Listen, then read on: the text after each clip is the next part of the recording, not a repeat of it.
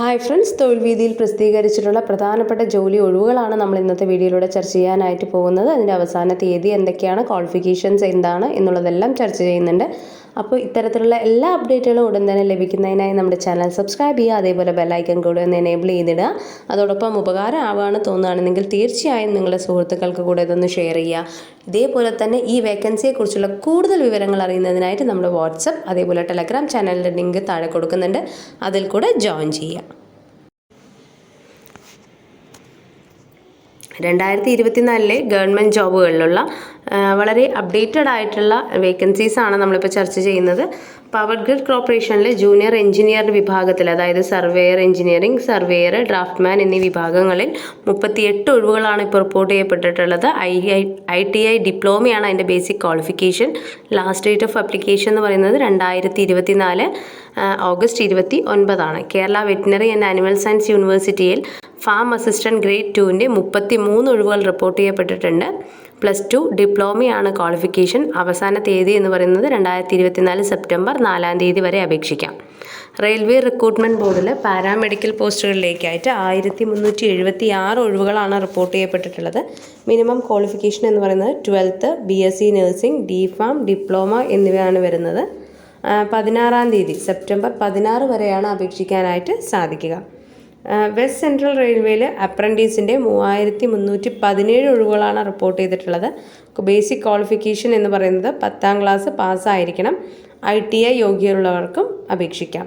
September 4 വരെയാണ് അപേക്ഷിക്കാൻ സാധിക്കുക.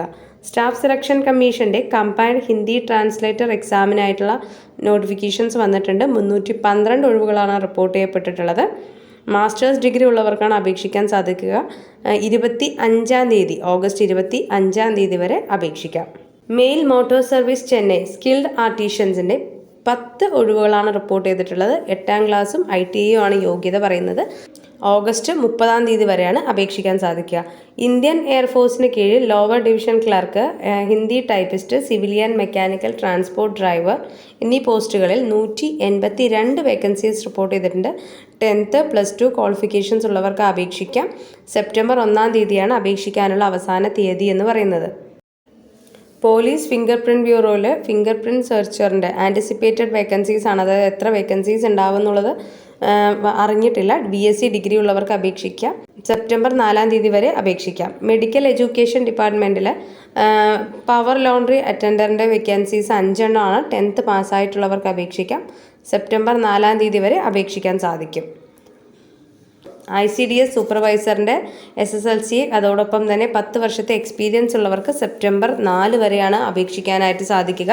അതേപോലെ റെയിൽവേ റിക്രൂട്ട്മെൻറ്റ് ബോർഡിൻ്റെ junior engineer, depot material superintendent and chemical metallurgical assistant പോസ്റ്റിലേക്ക് 7951 വേക്കൻസീസാണ് റിപ്പോർട്ട് ചെയ്തിട്ടുള്ളത്.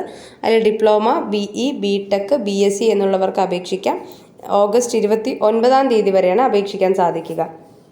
കേരള പബ്ലിക് സർവീസ് കമ്മീഷൻ്റെ police constable, KSB officer, attender പോലെയുള്ള 10th പാസ്, ഡിഗ്രി, ഡിപ്ലോമയുള്ള ആളുകൾക്ക് അപേക്ഷിക്കാൻ പറ്റുന്നതിൽ 115 വേക്കൻസീസ് റിപ്പോർട്ട് ചെയ്തിട്ടുണ്ട്. അതിൻ്റെ അവസാന തീയതി എന്ന് പറയുന്നത് സെപ്റ്റംബർ 4 ഇതുപോലെയുള്ള കൂടുതൽ അപ്ഡേറ്റുകൾക്കായി നമ്മുടെ ചാനൽ ഫോളോ ചെയ്യുക. അതോടൊപ്പം തന്നെ ഇതിനെക്കുറിച്ചുള്ള വിശദമായ വിവരങ്ങൾക്കായി നമ്മുടെ വാട്സപ്പ്, ടെലഗ്രാം ചാനലിൽ കൂടെ ജോയിൻ ചെയ്യുക.